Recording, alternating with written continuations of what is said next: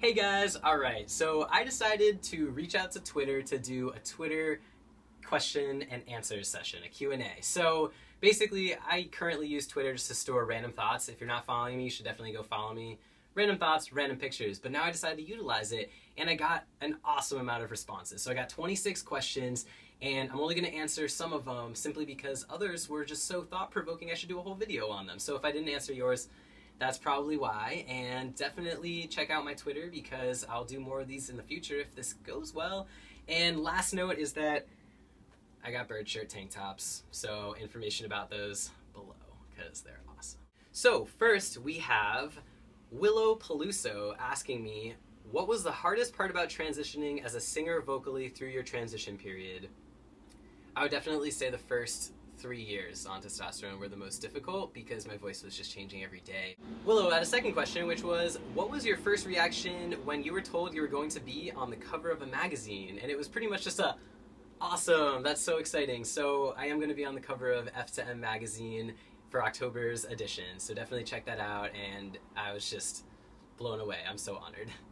So Emily is asking me, favorite thing about Boston since being back? Well, I love everything about Boston, but I think my number one thing is I love the apartment that we live in. Just obsessed with it. It's amazing. But secondly, my favorite thing is definitely the diversity. There's just so many different people, so many different interests, so many different things to be doing and get involved in. That's why I wanted to be in a city. So Delson Rowe is asking, what's been the best moment through your sex change and what's been the worst? So I'll consider this as them asking for my whole transition. So basically, the best moment of my transition has been finding that my friends and family and those that I surround myself with love and support me, because that has been a huge, huge part in my happiness and my ability to grow as a trans person and my ability to have access to the resources that I needed for transitioning. The worst moment of my transition was when I found out I needed to get a hysterectomy at 20 years old, simply because it was a surgery I wasn't planning on having yet. It was really painful before, and choosing to no longer have the choice of having children later down the line at 20 years old was pretty much one of the hardest decisions I ever made. So that was the worst part, but I do feel a lot better now, so overall that was definitely a good choice. Francesco Gray is asking me, what was your height before, and did you get any taller while on T? So I've always been somewhere between 5'6" and 5'7". I did not grow at all on T, however, I did start standing up a bit straighter after I had top surgery. That's something I noticed, was I would just stop hunching and hiding my body. So that gave me sort of this appearance of being taller, and I had people note that. But physically, at the doctor's, I've stayed pretty much exactly the same. Fred McConnell is asking, can you foresee a point at which you might decide to go stealth/step away from your public profile?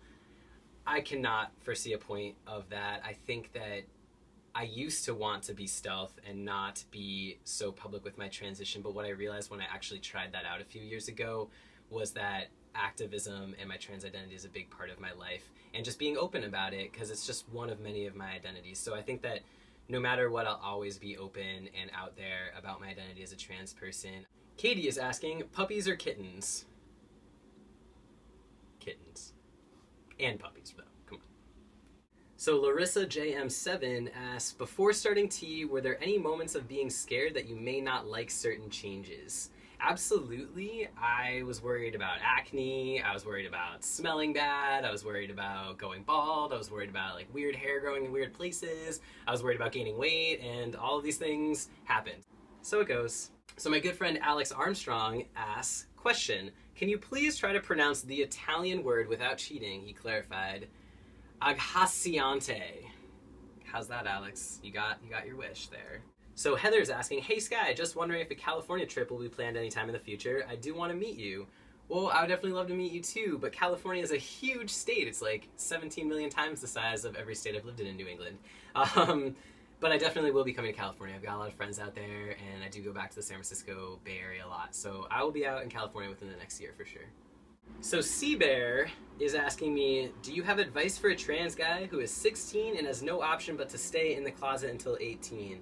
Well, since you said there's no option but to stay in the closet until you're 18 about being trans, then I would say for these next 2 years, work on the other parts of your identity that you know and that you can express. So I would suggest for you, Sea Bear, that you've got these 2 years and it's going to be really hard to be in the closet. It stinks to be in the closet, but work on the other parts of yourself that you can work on and try and make yourself the best person that you can be aside from gender identity right now.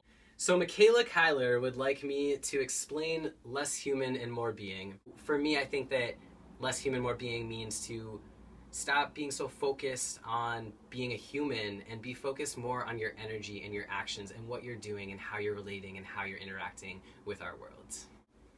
Chelsea wants to know about Cool Ranch or nacho cheese flavored Doritos.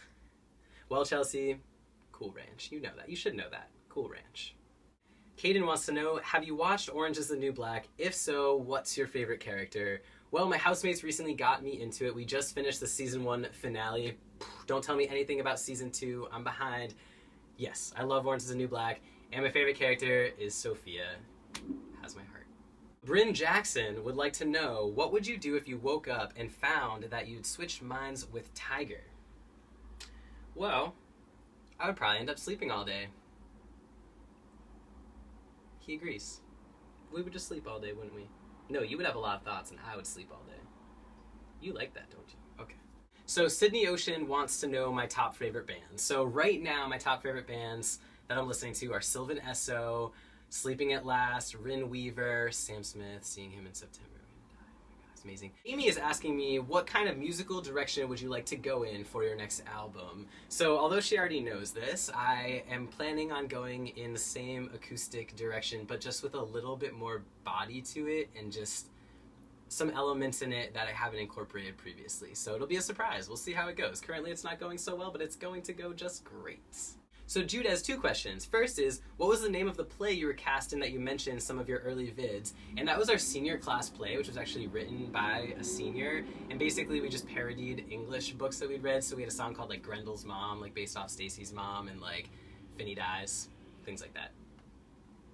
Jude also wants to know, I am starting tea tomorrow, which is probably today. Any advice?